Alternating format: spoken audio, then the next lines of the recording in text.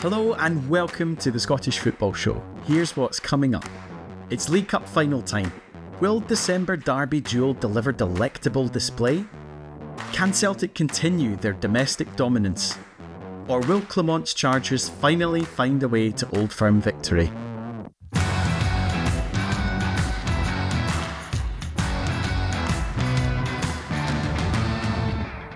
Good morning, good afternoon, good evening to you all, whatever time you're watching or listening to this, and wherever you are in the world. My name is Findlay Marks. I'm the head of creative at Melbourne City, here in sunny Australia, way in the future.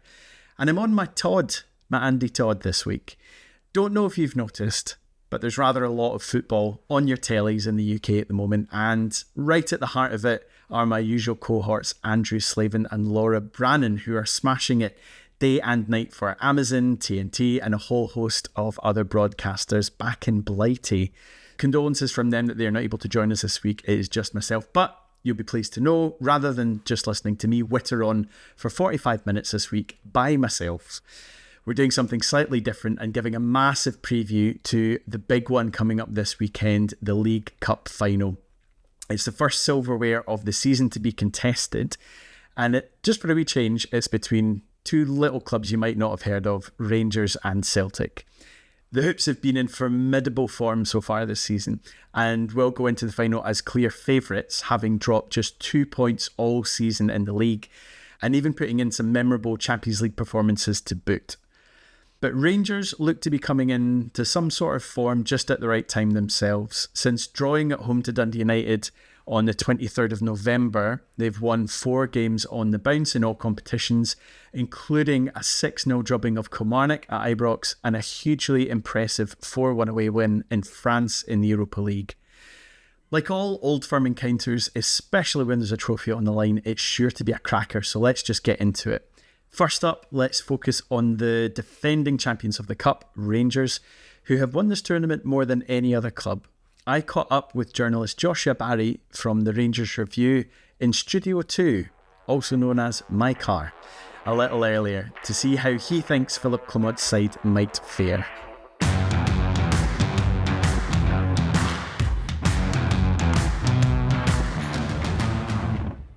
Joshua, thank you so much for taking the time to join me. I kind of just want to start by asking you, can you try and sum up for us what Rangers' season has been like to this point? Oh, I can try. Generally not great. Waiting for a moment to click into action. A lot of questions remaining. I think up until last week, so we were obviously speaking after Rangers have played Kilmarnock and Ross County, and they scored in that week 9 goals in 2 games. And league goals, and then the 13 league games before that, they'd scored 18 goals. So, the league, they've had a good week in the league, but generally it's been, I think, a lot of Philippe Clermont pointing to progress will come. You'll start to see results, and not much of that until this week. Now, a lot of that might be down to the players that have come back. We can get into that. But then pretty consistently in Europe, good performance. But what I would say, Finlay, is that Rangers have been good in Europe for a number of seasons. So while that's not taken for granted, I think the real desire that what people really want to see is a sustained domestic template that is eventually going to lead to success. And as I say, up until the course of the last week, and there's still a lot of questions about that, that hasn't been evident, which has led to, I think, a lot of frustration on the part of some Rangers supporters because they've done a lot of waiting in recent years. So Clermont has got a really good European record away from home, but he's now played 5 Old Firm games and not one, and that is not a great record to have as a Rangers manager, regardless of circumstances. That's a question I've got coming up later because I'm very keen to talk about the Old Firm record in particular. But just looking at Philippe Clermont, he's had a bit of a rough ride as well as his team have this season. I think sometimes he's maybe said things that people are holding him account to, and they've been words that have maybe held him back rather than giving him a platform to build anything on. He was saying in the summer, with all the debacle of the stadium stuff going on and the team not performing particularly well in the league, there's like, you'll need to wait until October, November until you see the real Rangers. And October, November came round and there's a defeat away at Killie, there's a home draw Yeah, to Dundee yeah. United. Um, as you're saying, that the last week or so has been a good one for Rangers, probably the best period of the season by a distance so far, not just in results and goals scored, but performances as well. Can you kind of put your finger on what has led to a bit more of that consistency and that turnaround? Is it finally Clement's message getting across? Is it maybe coupled with some of the players that we've seen coming back into first team contention or sticking a place for first team contention? I'm thinking of Hamza Igaman, who's come in and played pretty well. So Rangers aren't having to rely on Dessers. Also, the often forgot about Yanis Hadji has come in and contributed with a number of goals. Are we finally starting to see Clement's Rangers coming to the fore now, as he has promised to deliver? Well, if you look at Clement's tenure, it kind of you can split it into a few parts. He obviously starts very well. That's been, it's important to say, a consistent theme with Rangers managers over the last few seasons. There was that big drop off as Rangers' title challenge fell apart, and I think a lot of that had to do with the fact that he is a manager who he picks a system, he sticks with it, and he's been guilty of square pegs and round holes. I think to an extreme degree. What I think you saw over the course of the last week. And listen, it's only 2 games.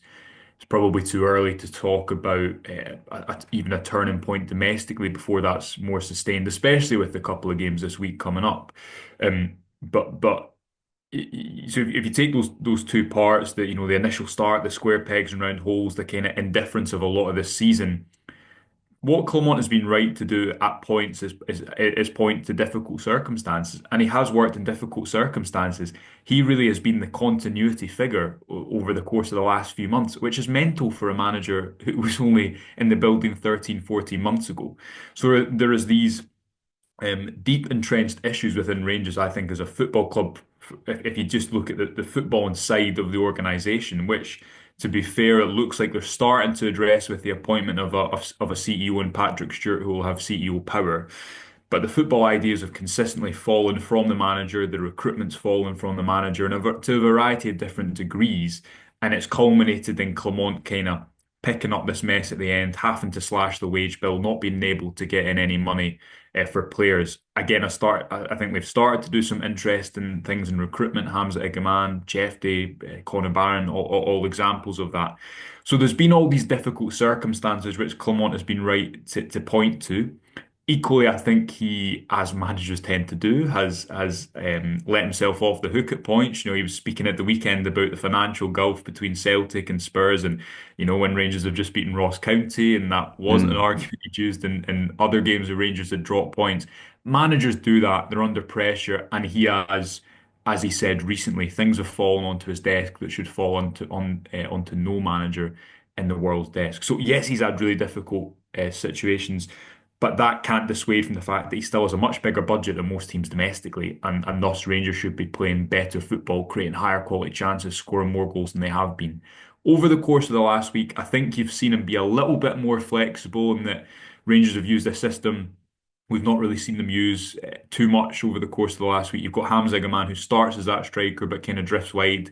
Danilo, I don't think you can forget that the fact that Clement has really only had one forward over the course of his year at the club, and that's been Dessers, who has his qualities, but he has his flaws. And his flaws are he's not a player, I think, who improves players around him, not someone who takes the team up the pitch. So, He and Yanis Hadji, again, another narrative and plenty that have existed at Ibrox over the course of the past year has effectively been out of the picture for the majority of the season, and has come back and been a good creative force over the past couple of weeks. So how that feeds into the Old Firm game, I'm not entirely sure. Will Clement be a little bit more pragmatic? So his hand's been forced to a degree to I guess formulate that system over the course of the past fortnight. But he also finally has options. He finally has options from the bench. It was very telling that when Rangers went 4-0 up against Kilmarnock, and eventually going to win the game 6-0, that they could make three substitutions from the bench that didn't make the team that much weaker. And that's not been a luxury that's been afforded to Clement for really the entirety of his time at the club. I do just want to come back very quickly, Josh, to the whole European adventure again this season and how that's been such an outlier. Has that been a bit of a lifeline to Rangers this season as well? Maybe in terms of helping get that focus coming back in. It tends to be the other way around, where teams that are trying to play domestically and in Europe tend to maybe struggle with the games midweek and then come back and play well at the weekend. Rangers seem to have the inverse problem, which is they play really well in Europe and come back and play dreadfully at the weekend. Has that actually been important to this squad, do you think? And acting as a bit of a catalyst to try and get some sort of form going when they're coming back into the league? Yeah, well, you can't deny, obviously, 7 games away from home unbeaten for Clement, which is Betis and Benfica and Olympiacos and Nice most recently. I think it gives him something clearly to point to. And the criticism of Clement, he's an experienced manager, a manager who has won in the past. It's clearly not that he is not a very competent coach, a very good manager. I think that suits him, that kind of mid-block game, that type of football is just such a different style to the one that Rangers are tasked with week in, week out domestically. So I do think it's helped them. I think there's a little bit of fatigue with that cycle as well of a really good Thursday night and then a really a slow Sunday afternoon. But to your point, yeah, it's probably been helpful for Clement to be able to showcase that Rangers are able to get impressive results. But I can probably only go on so long if you're not winning Old Firm games and if you're not getting closer to Celtic. And if you look at where Rangers were the end of last season compared to now, I don't think you can. Maybe the last week there's some better signs, but I don't think you can say they're any closer to Celtic. And while they might still overtake Aberdeen with that game in hand, I don't think Aberdeen's start to the season on a much smaller budget has done them any Rangers any favour in the overall optics either. So well, let's look to the cup final then, and specifically talking about matching up against Celtic, because it's interesting the point you make where, as good and as impressive as the European results have been, the bread and butter for Rangers as a club and for their supporters as well is always, can you do it against Celtic? Because ultimately that's who you'll be challenging for silverware. And Rangers have been nowhere near the level of pushing Celtic that they should have been, probably for the outlay as well over the last number of years. Clement is yet to win an Old Firm game.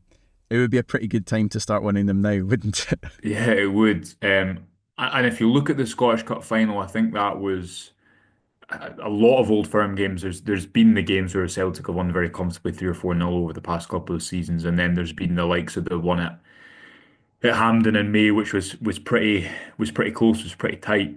And on that day, I think one of the big differences, and again, this gets into the overall topic of squad building and what clubs doing and the overall circumstance. But Celtic could bring on a fully fit striker, or maybe not. I think he was fully fit, Adam Ida, that day. But they had two players in that number 9 position. They can rotate them. Brought on Paulo Bernardo. Rangers brought on Scott Wright at number 10, who'd rarely played there for them, and Mm. Abdallah Sima up top, who'd hardly played any minutes the second half of the season. Yeah. Now, did those two substitutions that I've mentioned, did that swing the game? Probably not exactly, but I think if you look at the build up to that winning goal, I think it's Wright who loses the ball, Bernardo who carries it forward. Sima obviously had the goal that was disallowed at the corner, and then Ida finishes from what was a Jack Butland error on the day. All that to say that there has been some games in which there's been small margins, but you look at Rangers' record over the past 3 years, and you can't say it's small margins over the course. The last big game that Old Firm game Rangers won was at Hampden on the Giovanni Van Bronckhorst 2022 in extra time. You have to go back now over 3 years for an Old Firm victory in the league. Now, the 3-0 win over Michael Beale still counts, but the league was won. How much value Mhm. do you attribute to that? I would argue probably not too much. When you exist within that record as a club, there's going to be so much scrutiny on this fixture, and it could only go on so long for any manager. And I think Van Bronckhorst and Beale especially Beale came close in a number of Old Firm games, but just wasn't able to kind of turn the screw and get over the line. And Clermont definitely, if you're looking at these next two Old Firm games, needs to win one because he's got the cup final and he's got the game at Ibrox as well. And if you were to go seven without a win in the Old Firm, I think regardless of circumstance, it's hard to point after that and say I am the man to win you Old Firm games consistently, which is what any Rangers supporter will ultimately want in a manager. Rangers are coming into this final obviously as the holders of the trophy. They won it last year. It was one of Clemont's early games and his first piece of silverware. But even with that, as you're saying, it's kind of, it's not really unfair, I don't think, to have Rangers as the heavy underdogs for this game. Yeah. Celtic's domestic form has obviously been incredible this season. They look to have strengthened in really key areas. Losing Matt O'Reilly, who was their player of the season, doesn't seem to have dented the way that they're playing, with the ferocity and intensity in the league, and still getting these results every week. But from a tactical point of view, how do you think Rangers will or perhaps should approach this game? How can they attempt to stop the rot against Celtic and not just make themselves competitive, but what's going to be the thing that could potentially tip them over into actually being able to beat them rather than just competing and narrowly losing? Yeah, well, first and foremost, I think you look at the profile of players, and Rangers have played these games against Celtic with Dessers and Lawrences and number 9 and number 10.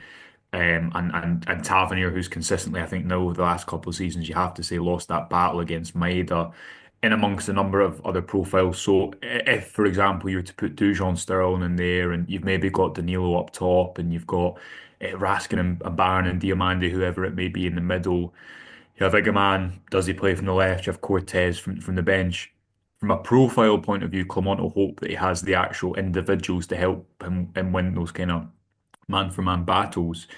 Rangers at Parkhead in what was it, September, in that 3-0 game, they were pretty aggressive from the start, but then I think you started to see that breakdown of they didn't quite have the intensity that Celtic, because Celtic as well as having I think superior technicians in the midfield to Rangers quite often because of the way Rangers have lined up, often with Tom Lawrence at the tip of the midfield. Celtic have had the legs on them in the middle of the park as well, and everyone knows Cal McGregor is someone who's won a lot in this fixture. And as soon as Celtic broke that press for the first time, I think it was an offside goalie they scored. I can't remember who scored it. And from then, Rangers kind of sat off, and you could see that they questioned their approach. But equally, what you've seen, and you saw this under Giovanni Van Bronckhorst as well, is if Rangers go for like a man-for-man system when they sit off, that just gets manipulated by the rotations out wide on either side. Celtic are obviously not an infallible team, and they have weaknesses, like any team. And if Rangers are able to be aggressive, I always think that gives them a better opportunity in the game because they're not a team who's like really, I think of a Beale or a Gerrard team in this fixture who could sit in that shape and protect the centre. I don't think that is quite what Clement's football is designed to do. But again, beyond anything, big picture tactical, if you've got someone like Danilo to bring you up the pitch, I think that already brings you a little bit closer because that's not something Dessers can do, and it leads to Rangers not being able to relieve pressure. I think if you play Dujon Sterling against Maeda, you can mitigate what has been a strength for Celtic and a weakness for Rangers in this fixture because the fullbacks are a little bit more reserved in the system. Nico Raskin's been really good at number 6. It's interesting to see what Clement does with his shape because he's deviated between a 4-1-4-1 and a 4-2-3-1 this season. But you also do have a better squad picture. If you're looking at it optimistically, you've got Bayrami and Hadji in there. One of them starts, maybe one comes off the bench. Oscar Cortez should be available by then. He's back in full training now. Igaman is an exciting player. Danilo. So the options are there that weren't there at the start of the season.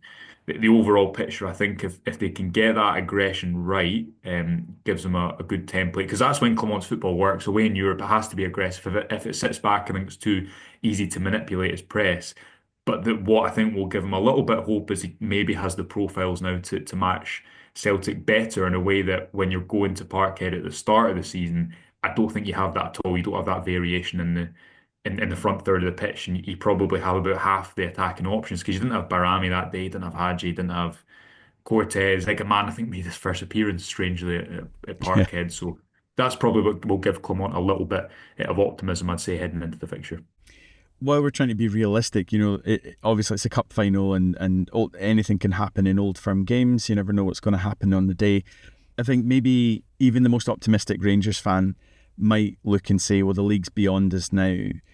So focusing on the cup competitions and progressing in Europe, which looks likely like it will happen. How important is potentially winning this trophy for Rangers and for Clermont? And I specifically asked that just because, football's such a funny game. A couple of weeks ago, his coat was on an incredibly sugary peg. But yet, if he takes Rangers through, and we're recording this before Rangers play Tottenham Hotspur, not sure what's going to happen in that game, but you might not be surprised if Rangers can take something from that and put themselves in an even better position in the Europa League group stages to qualify. Suddenly things are looking an awful lot rosier going into 2025 than they did a number of months ago. How important can winning this trophy be for Clermont, for Rangers, in pushing them, acting as a springboard for the rest of the season? Oh, it'll be hugely significant, partly because, as you say, it feels like regardless of who you speak to at the moment, there's not much expectation that Rangers will win it. Now, the law of averages suggests that they will win a game at an Old Firm game, a big Old Firm game at some stage. Although, again, over the course of the past few years, the record has been quite incredibly bad in this fixture. If hypothetically Rangers were able to get a big result over the course of this week, and the Tottenham game, I doubt it could feasibly go either way. I could see it quite dramatically going in either direction. If he was able to get a result over Celtic on the back of a couple of better domestic performances, again, how dependent that is on individuals, I'm not sure, but that would be a sign of progress, something to hold on to. Finally, an Old Firm result, finally a big result to I guess, give some confidence, some bragging rights that haven't existed whatsoever in this fixture for the last couple of years because Rangers' record has been so poor. And I really, really think, Clermont has had there's been a lot of chaos around them at executive level. That's also given them quite a lot of job security because quite simply there's been and that but it's true because quite simply there's been who appoints a manager, who leads the managerial search, what is the infrastructure of that, who is there to make the decision when you've got an interim chairman and an interim chairman, John Gilligan, I think is putting a good performance at the AGM. He's someone that people can relate to. He's authentic, but he's not in there to lead a new managerial search and fire a manager. He's in there to try and steady the ship and get you through a few. So you know what I'm saying? Clermont has had very difficult circumstances. I also think he's probably lacked some scrutiny on his performance as a result of that. Can any Rangers manager survive going through 7 games, not beating Celtic? Before we start to talk about board level, just from a supporter point of view and buy-in point of view, I don't know. So it feels so very significant this Sunday because it would be something for him to signpost to say, look, that there is progress. This is why I'm sticking to my ideas. Things will work out in the long run. Because the alternative is obviously another defeat and 6 or 7 in a row would just, I think, be too much understandably, for a large number of people to swallow.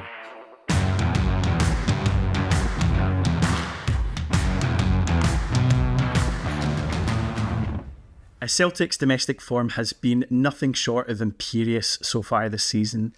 Not even losing last year's Player of the Year, Matt O'Reilly, in the summer seems to have done anything to stop the champions' relentless pursuit of silverware. Brendan Rodgers this weekend will be looking to add a 4th League Cup title and a 10th title overall to his achievements whilst he's been in the hot seat in the East End over his 2 spells at the club. And I'm delighted to be joined now by journalist, podcaster, published author, host of the Celtic AM YouTube channel, and a fellow future dweller with me here in Melbourne, Hamish Carton, to talk all things Celtic. Hamish, thanks for taking the time to join me today.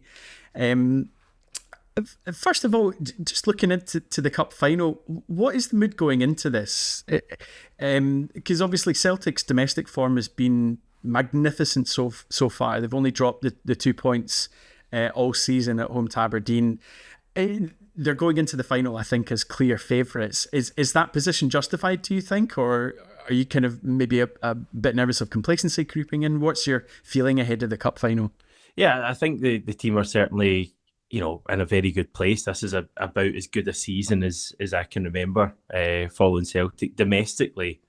As you say, it's been incredible. Won every match apart from uh, one against Aberdeen, where we should have won that as well. And yeah, the team right from the start of the season, right from pre-season, to be honest, the team has just been on this upward curve. And yeah, it's felt like a while since we've had a derby right at the start of the season. So it's been a bit of a wait. And you're always, I think, you're always nervous ahead of these games. Rangers seem to have picked up a bit in recent weeks, I would say. And the recent games at Hampden, I was thinking earlier, have all been pretty close. We've come out on the right side of the last three, I think.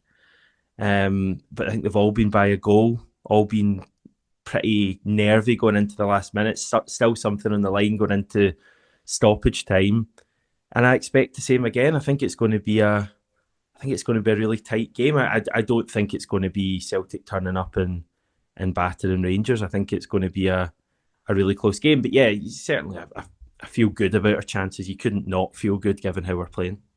What to you have been the kind of major positives in what's been a season so far of a lot of positives? Are there any particular players that are coming out? Has there been any kind of changes tactically or improvements that Rodgers made over the course of this season? What have been the most impressive things to you so far? Yeah, I just as I say, I think the team have just been so motivated. And we had a tough season last year for the majority of it. The team weren't very good to watch. There were a lot of things going on off the pitch. There was the awkwardness of Brendan Rodgers coming back and nobody really knowing how to feel about that, including myself, including Brendan Rodgers. And things could have gone differently last season, but we found a way to steady the ship. And then I think there was a feeling that we, as much as we'd won the double last season, we had to improve. And obviously Europe's a big part of that as well. But I think that's the thing for me, just right from the start of the season, there's been that improvement from last season, a real kind of continuation. And yeah, there's just been so many positives. I mean, Nicholas Kuhn is the obvious one. He's been the standout player in Scotland this season. And again, he kind of sums up what I've just said, because he was really poor, I thought, last season when he joined. Like, I'll be honest. And he had some good games, but he struggled with consistency, and he was dealing with a lot of difficult things as well when he came to the country, things that fans wouldn't necessarily realise. But his kind of improvement this season has been immense. So he's been the leading player this season, I would say. But yeah, there's been so many top performers. Like, I mean, Alistair Johnson has been great. I think that right hand side is really strong at the moment, as strong as I can remember it ever being watching Celtic. Callum McGregor's been excellent, chipped in with loads of goals. Dyson Midas had a really good season as well, and then, I mean, the back line's kind of coming together nicely as well. And obviously the goalkeeper, Kasper Schmeichel's been a big signing. So it's been a really good season. And I think a lot of Celtic fans are talking about this potentially being one of the best teams we've had in the 21st century. Like, that's, I think, the level that we're at. And just to further like that kind of air of positivity as well around Celtic, while they've been pretty much imperious for the last, 2 decades really in Scotland and won so much silverware, during that time there's maybe not been the pushing on and the progressing in European performances to kind of mirror that. That feels like that might be slightly changing. There's obviously the outlying result against Dortmund, but by and large it's not just the results which Celtic are starting to get, it's the performances as well in the Champions League at the highest level. Has that been like an added element of this kind of like positivity growing, that they're actually able to take this domestic dominance and transition that into starting to get good results regularly in European matches? Yeah, I mean, it's certainly, yeah, it has been an added, additional feeling of positivity, but it's more than that. It's like, for me, I mean, domestic football, you always want to win, and you always have to win at clubs like Celtic and Rangers. But there was a sense this summer that European football is really, really what matters, and should kind of not be looked at as a bonus anymore. And I feel like in the past at Celtic it potentially has. And I think this season everyone didn't just feel they wanted to see a good European campaign. They felt with this new Champions League format, this had to be an improved showing, because for as good as we've been domestically, and we have been unbelievable domestically in recent years, the European stuff hasn't been good enough. It's been really disappointing. So yeah, that's been a huge part of this season, and I'm delighted with the way the team have done generally. It looks like we're going to qualify for the knockout rounds of the Champions League, which was the goal. Brendan Rodgers spoke about that at the start of the season. And if we manage that and go no further than that, I think Europe could be regarded as a success. And then obviously you touch on all the domestic stuff that's going well as well. So just across the board, it's been really good. We're just recording, obviously, in the aftermath of Celtic's draw away to Dinamo Zagreb in the Champions League. A result that might have felt a little bit like a missed opportunity in some regards, but still this is Celtic's fourth unbeaten match in the Champions League or European Cup as a competition for the first time in almost 40 years. So that consistency really is coming to the fore. I just want to look back specifically more to the cup final now as well. Celtic will feel rightly confident going into it, but are there any sense of nerves or fear going into this match as well, given that Rangers have had by and large a pretty poor season, but they seem to be coming into a bit of form kind of just at the right time? Is there any trepidation going into the cup final on Sunday as well? I think there always is before any derby, especially. I think a cup final, as I say, even when Rangers haven't necessarily been in a great place, the games at Hampden have always been pretty close, and Rangers have always had, real spells in the games, and I think Celtic have deserved to win most of them. I think Scottish Cup final was very even in May. Rangers potentially the better team, bigger chances in that one, but Celtic have kind of come out the right end, and I think there is a lot of trust in the players that they'll, regardless of how it goes, I think you trust Celtic more in the kind of real nervy moments than Rangers, just generally. But I mean, Rangers have beaten us at Hampden just a couple of years ago. As I say, the other games have been really close. So and Rangers do seem, I've not actually watched any Rangers games recently, but it does seem like there's been an improvement. Not sure quite where it's come from, because it did feel as if maybe after that, I think Dundee United draw, felt as if that was maybe like nearing the end under Philippe Clement, but clearly something's happened. Maybe that Nice win has kind of spurred everything on. But I think there is also a feeling, and Rangers fans will probably feel it as well, that like Sunday's the big one. So I think, if Rangers don't win the game, I think, a lot of the good work they've done in the past few weeks is kind of undone, and they're back to where they were. But equally, if we don't win the game, I think our start to the season just doesn't look quite as good, because the first trophy of the season is you've not won it. So it's a big game on Sunday. They always are, but cup finals, and it's probably not maybe getting the build up it normally would, just because both teams have had pretty big European games during the week. So it's going to kind of creep up on us, I think. I've got to ask this question as well, because it's so rare I get to speak to somebody else from the same part of the world, let alone the same city. Yeah. But where will you be watching the final in Melbourne? And is it difficult? I know you're a season ticket holder at Parkhead when you were living in Scotland. Is it difficult to miss out on these big occasions in person, having to watch them so far away? As I've always said to people, I don't know how you feel, but I've not quite missed it as much as I thought I would. I think when I was back home and moving out, I had this feeling that every single game I'd have that kind of feeling, I wish I was there. And generally I've not. The really big games, the derbies, the Champions League nights, you do wish you were there. But there's also, I still get to see the games here. One of the positives, and although obviously Sundays or Monday morning's game here is on at, I think, 2:30 in the morning, it's a hellish kick-off time. But a lot of the time, you're not doing anything at those times. So you've never got any kind of family engagements or anything like that getting in the way of seeing the game. So I quite enjoy my kind of late at night football, or today it was first thing in the morning.